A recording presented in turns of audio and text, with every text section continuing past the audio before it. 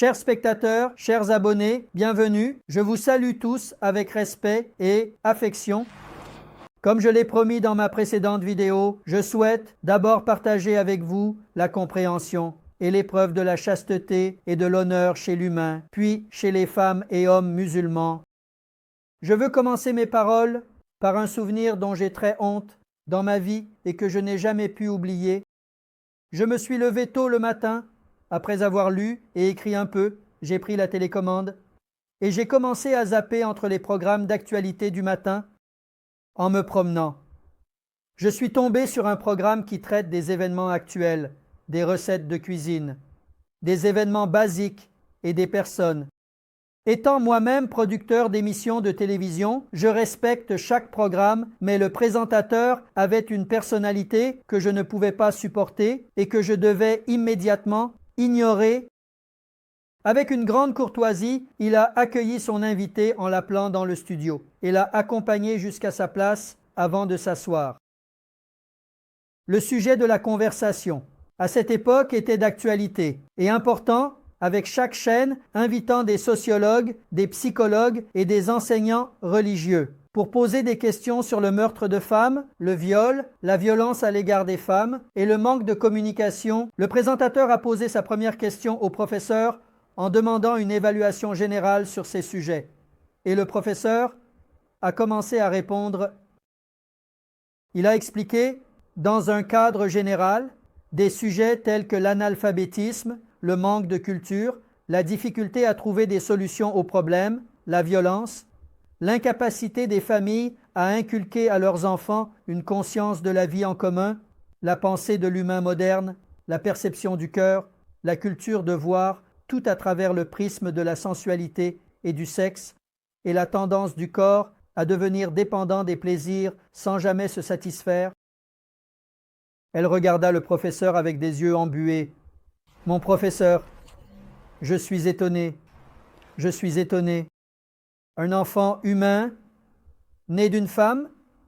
Comment un humain peut-il lever la main sur une femme qui est comme lui faire du mal, la violer ou exercer de la violence contre elle? Mon professeur, lorsque je vois une femme que je connais ou que je ne connais pas, si son âge est celui de ma mère, de ma sœur ou de ma sœur, je la considère comme ma mère, ma sœur, ma tante ou ma cousine et je me comporte en conséquence. Mon professeur, quand l'humanité est-elle devenue si mauvaise, elle est devenue sauvage, je n'arrive pas à y croire, je ne peux pas l'accepter, a-t-il dit. C'est exactement ici que j'avais honte. Ce présentateur, que je pensais dépourvu de sensibilité religieuse, que je n'aimais pas et que je n'appréciais pas, m'avait en réalité bien enseigné la leçon de l'humanité et l'avait très bien expliquée. Et d'abord, il doit pouvoir être humain. Il doit d'abord réussir à ne pas nuire aux humains, aux animaux, aux mers, à la terre, à la forêt et à l'air. Il a dit qu'il est nécessaire de faire des efforts pour protéger, défendre et empêcher les dommages que d'autres pourraient causer. Merci, présentateur que je n'aimais pas, qui donne des leçons d'humanité. Maintenant, je t'aime en tant qu'humain et j'aime tous les humains. Chers spectateurs, tant que les humains restent humains, qu'ils ne se transforment pas en animaux, qu'ils ne deviennent pas des monstres et qu'ils ne tombent même pas plus bas que les animaux, ils ne devraient jamais envisager de faire du mal à la femme, qui est de leur propre espèce, et ils ne le font pas. Notre Seigneur, dans la sourate Al-Belès, s'est adressé non pas aux croyants, mais à l'humain, en appelant à la responsabilité envers l'orphelin, le démuni, celui qui est perdu, le sans-abri et ceux qui sont contraints de vivre sous des ponts ou dans la rue. Il a exigé que notre humanité prenne soin d'eux sans faire de distinction entre croyants et non-croyants et a malheureusement chargé toute l'humanité de cette responsabilité, considérant que c'est un devoir moral et une nécessité pour avoir la dignité, c'est-à-dire qu'Allah ne s'adresse pas aux musulmans qui croient, ni à celui qui s'est consacré au Coran, mais à l'humain dont la foi, la nation, la race, la langue et le sexe ne sont pas définis. Dans le verset 4 de la sourate Belez, il est dit que, en fonction de cela, nous avons vraiment créé l'humain pour qu'il soit résistant aux difficultés et aux problèmes qui se présenteront. Encore une fois, notre Seigneur s'adresse à l'humain dans le verset 115 de la sourate des croyants en disant « Pensez-vous que nous vous avons créé sans but et que vous ne serez pas finalement retournés vers nous ?» Dans le verset 36 de la sourate du jugement dernier, l'humain pense-t-il vraiment qu'il sera laissé sans surveillance? Il ordonne et souhaite que l'humain prenne pleinement ses responsabilités et agisse avec une conscience d'être humain en vivant selon cette conscience. La durée de la lutte est dans le verset 7. « Ô humain, n'as-tu pas vu qu'il n'y a pas de 3 personnes qui se rencontrent secrètement sans que le 4e soit Allah dans tout ce qui est dans les cieux et sur la terre? Il n'y a pas 5 personnes sans qu'un 6e soit Allah, qu'il y en ait moins ou plus, où qu'il soit, Allah est toujours avec eux. À la fin, au jour du jugement, il leur annoncera tout ce qu'ils ont fait, un par un, sans aucun doute. Allah sait tout parfaitement. Après avoir dit cela, chers spectateurs, il enseigne aux personnes qui agissent avec la conscience de la responsabilité d'être humains et avec leur esprit les codes d'une vie humaine, de la civilisation humaine, de la vie sociale et de l'équilibre de la vie sociale. Qu'est-ce qu'une pente raide pour les humains? Pour être humain, pour établir une civilisation humaine, il est nécessaire d'avoir un regard humain sur la vie sociale, de faire ses devoirs et d'assumer ses responsabilités pour vivre en paix, comme le mentionnent les versets 13, 14, 15 et 16 de la sourate Al-Balad. Il rappelle dans les versets qu'il est ordonné de libérer une personne de l'esclavage et des chaînes, de nourrir le pauvre pendant les jours de famine, de prendre soin des orphelins en commençant par ceux qui sont proches de nous, puis des sans-abri, des sans-jardin, des sans-pays et des sans-foyer, en agissant avec responsabilité et conscience. De plus, un point sur lequel je souhaite que vous fassiez très attention est le suivant. Sourate Al-Baqarah 17. Ainsi, ceux qui agissent dans la société avec un sens de responsabilité acquièrent l'honneur de croire et se recommandent mutuellement la vérité et la compassion. Après la Fatiha, dans le 2e verset de la sourate Al-Baqarah, il est dit qu'il y a une guidance pour ceux qui vivent leur vie avec un sens de responsabilité. C'est une source de guidance. Notre Seigneur détermine que la condition préalable pour être guidé est de vivre de manière sensible, consciente et éveillée.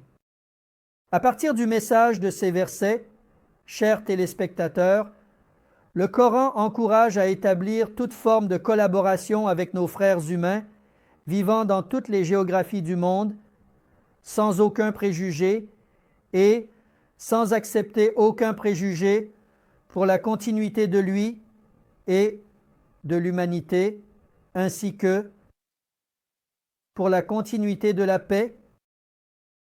Et cela nous donne la responsabilité de comprendre que c'est un devoir islamique et humain. Cette prise de conscience nous rappelle, chers spectateurs, que l'une de nos caractéristiques humaines les plus importantes est la fraternité humaine et qu'il est de notre responsabilité de ne pas nuire aux femmes. Il est essentiel de lever les obstacles qui entravent la capacité des femmes à vivre pleinement en tant qu'humains et à croire, car cela constitue l'un des devoirs importants pour toute l'humanité et en particulier pour les personnes croyantes. Chers spectateurs, passons maintenant de la fraternité humaine à la fraternité islamique et examinons ensemble les commandements de notre Seigneur concernant la sensibilité à la chasteté et à l'honneur des femmes et des hommes dans la vie sociale. Dans le verset 10 de la sourate Hujurat, notre Seigneur dit que les croyants, les musulmans, ne sont que des frères. Évitez tout comportement et toute attitude qui pourrait nuire aux relations entre frères. S'il y a des dégradations, corrigez-les. Ensuite, Agissez de manière responsable et sensible. Allah nous ordonne de nous abstenir des comportements qui pourraient nuire à la fraternité, afin que nous puissions mériter la miséricorde. Cela nous rappelle que maintenir la fraternité ne doit pas rester un simple mot, mais implique de protéger, de soutenir et d'aider, ainsi que de prendre la responsabilité de rendre la vie sociale vivable dans la sécurité et la confiance. Car, chers spectateurs, être sûr, être musulman, être croyant, inclut croire en toutes les valeurs qui doivent être crues, avoir confiance en ces valeurs, se sentir en sécurité et en même temps donner confiance à tous ceux qui nous entourent. Et c'est l'humain qui inspire confiance à son entourage. C'est pourquoi nous devons définir ce qu'est un musulman et ce qu'est un mu'min. Dans cette fraternité, chers spectateurs, il n'y a pas de discrimination de genre, pas de distinction entre la femme et l'homme. Dans cette fraternité, la personnalité doit être construite sur la confiance. En vérité, peu importe la raison, les conditions, le lieu, le moment ou la manière, il faut être une personne digne de confiance. Et à ce stade, chers spectateurs, puisque nous en sommes arrivés là, je voudrais partager avec vous les paroles de notre prophète, Hazreti Mohammed sallallahu alayhi wa sallam, concernant ces sujets. Je souhaite vous exprimer les récits concernant comment le musulman doit être un croyant fiable. Dans un hadith rapporté par Bukhari et Muslim, notre prophète décrit le musulman de la manière suivante: c'est celui dont les autres humains se sentent en sécurité et en confiance grâce à ses actions et ses paroles. Le musulman est celui qui ne fait de mal à personne. Le musulman est celui dont toutes les personnes sont en sécurité, tant par ses mains que par sa langue. Dans les récits de Bukhari, Muslim, Abu Daoud et Tirmidhi, il est dit que la personne en qui l'on peut avoir confiance concernant la vie et les biens des autres est celle qui est musulmane, croyant et pieux. Ainsi, il nous décrit et définit l'humain musulman et pieux de cette manière. Dans un hadith rapporté par Muslim d'Ebouzer, notre maître dit: où que tu sois, agis avec la conscience de la responsabilité en étant conscient qu'Allah te voit. Cela nous rappelle que l'humain qui agit avec intégrité doit être en sécurité et digne de confiance envers tous. Continuons maintenant avec le Coran qui construit les sensibilités à la chasteté et à l'honneur des femmes et hommes musulmans et qui nous sert de feuille de route pour savoir comment poursuivre notre vie, chers téléspectateurs. Dans les versets 37 de la sourate Ali Imran et 71 de la sourate Tawbah, notre Seigneur dit que les hommes et les femmes croyants sont les amis les uns des autres. Ils commandent le bien et interdisent le mal. Dans le verset 35 de la sourate Ahzab, notre Seigneur dit: à ceux-ci, un pardon illimité et une récompense magnifique ont été préparés, énumérant dès le début qui sont ces personnes. Ensuite, il exprime que l'une des caractéristiques de ces hommes et femmes est qu'ils préservent leur chasteté, en les désignant comme tous les hommes et toutes les femmes. Sourate Nur, versets 30 et 31. Dans les versets, notre Seigneur dit: dis aux hommes et aux femmes de garder leurs yeux éloignés de ce qui est interdit, ainsi qu'elles protègent leur honneur. Ce comportement est celui qui est plus pur et approprié pour elles. Sans aucun doute, Allah est au courant de tout ce que vous faites. Chers spectateurs, dans le verset 90 de la sourate Naam, notre Seigneur ordonne la justice et le bien en commençant par ceux qui sont proches. La débauche, je le répète, la débauche, interdit les actes honteux, la dépravation et le mal. Dans le verset 151 de la sourate des femmes, notre Seigneur dit: ne vous approchez pas de la prostitution, qu'elle soit ouverte ou cachée. Je le répète, Ne vous approchez pas de la prostitution, qu'elle soit ouverte ou cachée.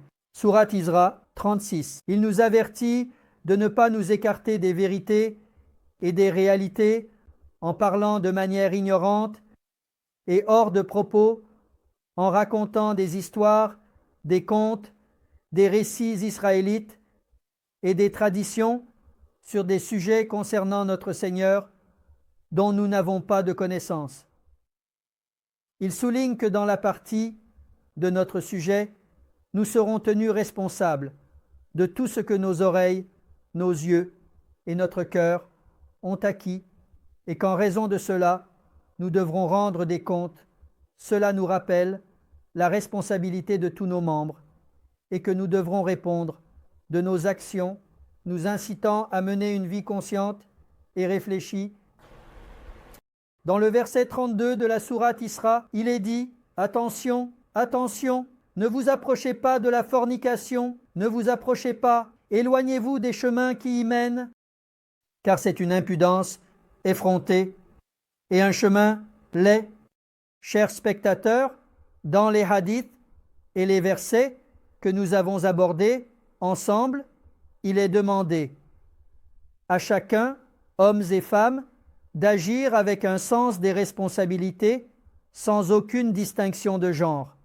Il est exprimé que tout ce que l'œil, l'oreille et le cœur ont fait ou gagné sera compté, rappelant qu'en toute chose, y compris en matière de chasteté et d'honneur, nous sommes soumis à des épreuves tout au long de notre vie.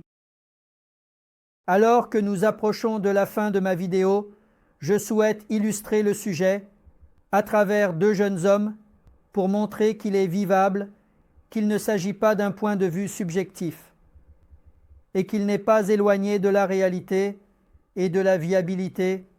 Tout d'abord, permettez-moi d'exprimer cela. Je tiens à rappeler que la personnalité musulmane, qu'il s'agisse d'une femme ou d'un homme, doit avoir une position contre les interdits et que cette éthique coranique doit être une position contre toute forme d'interdiction. Par exemple, l'alcool est interdit, le droit des autres est violé, le vol est interdit. Tuer un humain sans raison est interdit, tricher dans les mesures et les poids est interdit. Agir sans justice est une oppression et est interdit. Manger de la viande de porc est interdit. Chers spectateurs, tout comme lorsque nous avons besoin de quelque chose, nous ne remplissons pas notre chariot de boissons alcoolisées, de raqueux ou de vin lorsque nous allons au supermarché ou au centre commercial où il y a de l'alcool, mais au contraire, nous achetons nos besoins essentiels de manière halal, propre et de qualité, en passant près des rayons d'alcool, avec l'espoir que l'humanité se libère de l'alcool. Si des millions de porcs sont élevés dans les fermes autour de nous, et que dans de nombreux pays du monde, les restaurants, les bouchers, les rayons de viande et les réfrigérateurs des maisons sont remplis de viande de porc, mais que nous considérons toujours un repas à goûter comme une question de vie ou de mort, et que nous ne volons pas les bijoux ou objets précieux brillants dans les vitrines, alors nos exemples face à ces interdits prennent en compte notre bravoure et notre position en gardant à l'esprit que notre Seigneur nous voit à chaque instant et que les anges enregistrent tout. Je vous demande donc de prêter attention à cela. Toute femme, qu'elle soit connue ou inconnue, quelle que soit sa race, sa géographie, sa religion, sa morale ou sa structure, doit savoir, voir et vivre en sécurité, en confiance et dans le respect de la fraternité qu'elle vaut la vie d'un homme croyant. Et c'est à nous de le faire vivre. Et nous devons avoir cette conscience et cette compréhension envers toutes les femmes. Et à partir de là, ce que nous allons voir clairement et nettement, c'est que les deux jeunes hommes dont je vais vous parler vont se présenter devant nous et à la fin, nous dirons « Ô Seigneur, fais de chacun de nous un Youssouf et fais que chacun de nous vraiment soit un culébip, en le pensant profondément, chers spectateurs. Versets 22 à 35 de la sourate Youssouf. Je souhaite vous transmettre l'épreuve de la chasteté entre le beau et noble Youssouf qui comprend l'importance de la conscience de la chasteté et de l'honneur dans la vie de l'humain croyant, et la belle, femme du palais qui a des intentions malveillantes et qui agit ouvertement pour ses propres désirs. À ce stade, il est clair que les récits dans le Coran sont racontés pour nous servir d'exemple et qu'il n'aurait pas de sens de raconter des exemples qui ne peuvent pas être appliqués à notre vie, ce qui serait absurde. Je vous rappelle que la parole d'Allah, le Coran, est très éloigné de l'absurdité et d'un tel manque de but. L'exemplarité de ce bel humain, le prophète Joseph, est précisément pour nous, pour les humains. Alors, suivons ensemble la partie du Coran où est racontée l'épreuve de chasteté et d'honneur de l'un des plus beaux humains, le prophète Joseph. À partir du verset 22 de la sourate Youssouf, notre Seigneur dit « Lorsque l'individu atteint l'âge adulte, nous lui avons accordé une capacité de jugement et une méthode de connaissance. Car pendant qu'il disait que nous récompensons ainsi les bons, la femme qu'il avait chez lui voulait satisfaire son désir, elle voulait le séduire, et un jour, en fermant les portes à clé, elle lui a dit « Eh bien, tu es à moi. Youssouf, je cherche refuge auprès d'Allah, car c'est mon maître, il m'a accordé une belle position. Il est également vrai que les tyrans n'atteignent jamais le succès. En vérité, la femme l'avait attiré. Si la preuve de son Seigneur avait permis cela, il aurait également été attiré par la femme et serait parti. C'est pourquoi nous voulons éloigner toutes sortes de mal et d'excès liés à la passion, parce qu'il était l'un de nos serviteurs d'élite, et ils se sont précipités vers la porte entre-temps. La femme déchira sa chemise par derrière, et alors qu'elle allait l'enlacer, elle se retrouva face à face avec le mari de la femme. La femme a dit « Quelle autre punition pourrait-il y avoir pour une personne qui s'en prend à ta femme, sinon l'emprisonnement ou une peine encore plus sévère ?» Youssouf prit la parole, disant que c'est lui qui essaie de me séduire pour satisfaire son véritable désir. Et un témoin oculaire proche de la femme déclare que si sa chemise est déchirée à l'avant, alors la femme dit la vérité. L'autre est donc un menteur. S'il se trouve que sa chemise est déchirée par derrière, alors la femme ment. Peut-être que l'autre est honnête. L'autre, il a dit, après cela, lorsque son mari a vu que sa chemise était déchirée, à l'arrière, il a dit « Il semble que cela soit l'un de vos pièges, ô groupe de femmes. En vérité, votre piège est évident et très tordu. Ô Youssouf, tu n'as pas vécu cet événement, considère-le comme tel. Et toi, ô femme, présente tes excuses pour ta faute, car cela montre que ta culpabilité est avérée. » Dans cette ville, les femmes se disaient les choses suivantes. Il est bien connu que la femme du dirigeant ne cessait d'essayer de séduire sa jeune servante. Il est clair que la passion a profondément marqué le cœur de la femme. Regardez, notre opinion à son égard est qu'elle a vraiment exagéré. Lorsque la femme entendit leur commérage, elle les invita et prépara pour eux une table de festin bien garnie. Il leur a donné un couteau à chacun et a dit à Youssouf de se présenter devant eux. Les femmes, en le voyant, ont été transportées et émerveillées. De plus, à cause de cela, elles se sont coupées les mains en disant que cela ne pouvait pas être « Mon Dieu, cela ne peut pas être un humain, cela ne peut être qu'un ange sublime. » La femme a dit « Regardez, voici la personne que vous me blâmez. à cause de lui. En vérité, j'ai essayé de le séduire. Cependant, il n'a pas cédé. Et s'il ne satisfait pas mon désir à partir de maintenant, il ira certainement en prison et souffrira. Yusuf dit, « Mon Seigneur, la prison est meilleure pour moi que ce à quoi il m'appelle.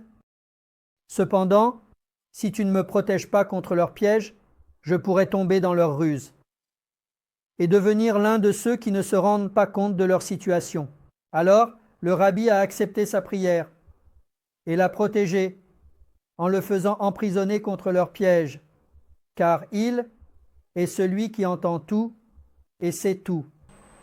Finalement, malgré le fait que les autorités aient compris le mystère de l'affaire, après avoir examiné les documents et les preuves, elles ont pensé pendant un certain temps qu'il serait définitivement plus approprié de le garder en détention.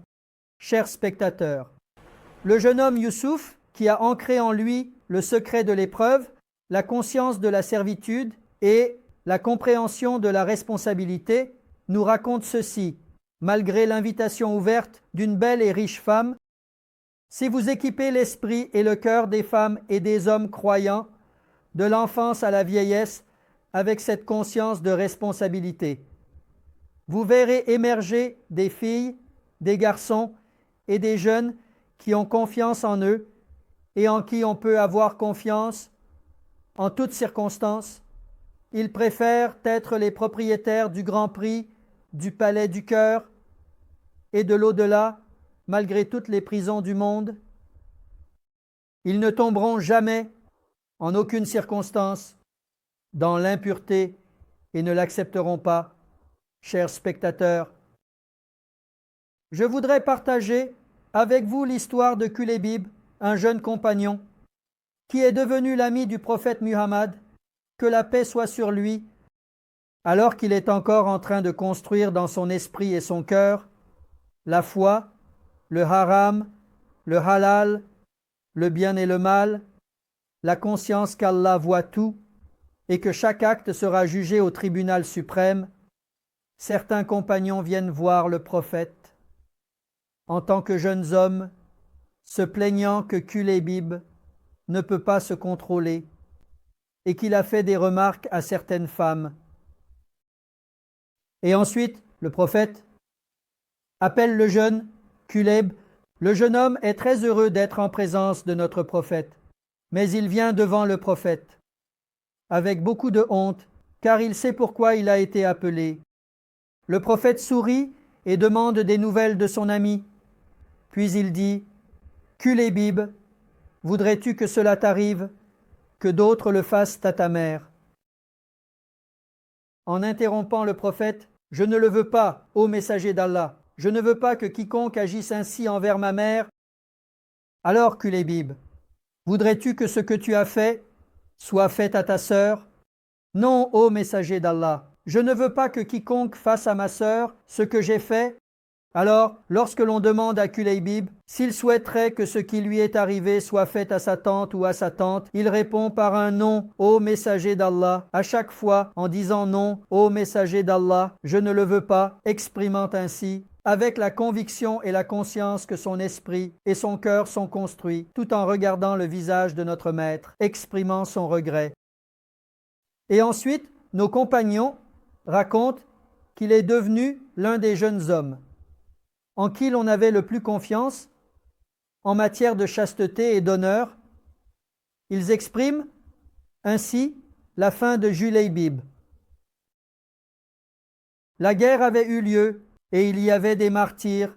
Tout le monde cherchait les funérailles des martyrs de leurs amis, proches et connaissances qu'ils considéraient comme proches. Notre prophète cherchait désespérément sur le champ de bataille, courant ici et là, à la recherche de quelque chose, et finalement, il avait trouvé ce qu'il cherchait. Il leva la tête, le rapprocha de sa poitrine et l'enlaça, en disant « Voici mon brave, voici mon martyr, voici mon Julib. » Chers spectateurs, précieux abonnés, je souhaite et j'espère que chacun d'entre nous et les générations à venir deviennent chacun un Youssouf, un Kulebib. Et il n'oublie pas que, dans la vie sociale, Les croyants, qu'ils soient femmes, hommes, filles ou garçons, sont frères et sœurs, et qu'ils sont les protecteurs les uns des autres, empêchant le mal. Je souhaite et j'espère que notre Seigneur nous protège, tout au long de notre vie, à chaque instant de notre existence, de tout mal et de toute impureté, et qu'il mette fin à notre vie. De cette manière, je souhaite que notre vie se déroulera avec cette conscience de responsabilité et qu'ensuite nous serons parmi les serviteurs qui reçoivent leur livre d'action de la main droite avec des visages radieux et qui rendront facilement compte de leurs actions, devenant ainsi des serviteurs qui gagnent le paradis et la satisfaction. Je souhaite et j'espère que votre cœur est aussi pur que celui de Youssouf, rempli de foi et d'amour. Votre visage est aussi beau que celui de Youssouf et aussi innocent que des roses. Que le sourire ne quitte jamais votre visage. Que tout soit conforme à votre cœur. Nous confions à Dieu